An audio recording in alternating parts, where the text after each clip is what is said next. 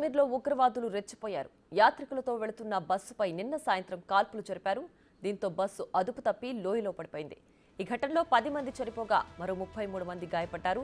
ప్రమాదానికి గురైన బస్సు శివఖోరి ఆలయం నుంచి కట్రాలోని మాతా వైష్ణోదేవి ఆలయానికి వెళుతోంది.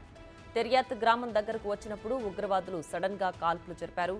ఏకంగా 25 నుంచి 30 రౌండ్ల కాల్పులు జరిగాయని ప్రత్యక్ష సాక్షులు చెబుతున్నారు.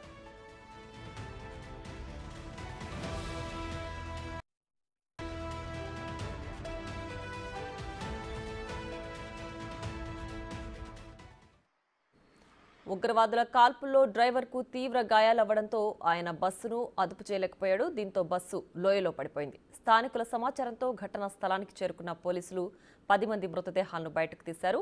గాయపడిన వారిని స్థానిక ఆసుపత్రికి తరలించారు. మృతి చెందిన వారంతా యూపీకి చెందిన వారని పోలీసులు తెలిపారు. ఈ ఘటన రియోసి జిల్లాలో జరిగింది. రాజౌరి, పూంచ్ జిల్లాలతో పోల్చితే ఇక్కడ ఉగ్ర కదలికలు తక్కువగానే ఉంటాయి. గతంలో ఎప్పుడూ రియాసీ జిల్లాల్లో ఇలాంటి ఘటనలు లేవు.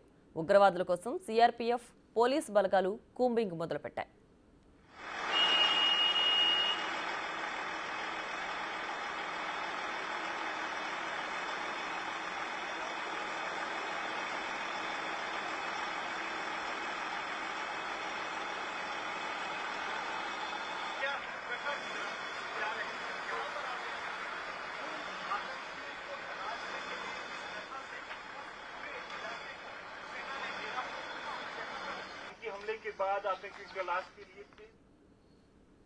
ఉగ్రఘాతుకానికి పాల్పడిన వారిని వదిలిపెట్టేదే లేదని కేంద్ర మంత్రి అమిత్ షా అన్నారు. జమ్మూ కాశ్మీర్ లెఫ్టినెంట్ గవర్నర్తో ఫోన్లో మాట్లాడిన అమిత్ షా బాధితులకు మెరుగైన వైద్యం అందించాలని కోరారు. అటు ఉగ్రదాడిని ఏఐసీసీ ప్రెసిడెంట్ మల్లికార్జున ఖర్గే ఖండించారు. జమ్మూ కాశ్మీర్లో సాధారణ పరిస్థితులను ఉన్నాయని చెబుతున్న మోడీ సర్కార్ ఇప్పుడు ఏం సమాధానం చెబుతుందని ఆయన ప్రశ్నించారు.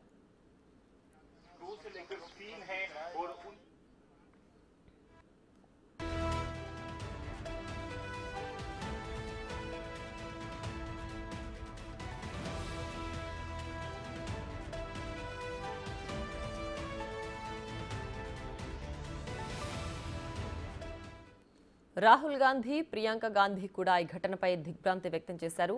అటు బీజేపీ అనుబంధ సంస్థ విశ్వ హిందూ పరిషత్ కూడా ఈ ఘటనపై అసహనం వ్యక్తం చేసింది.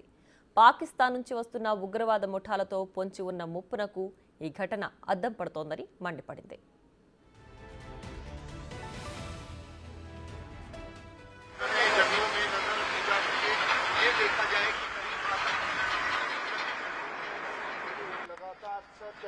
ऑपरेशन चला रहे हैं सेना के जवान।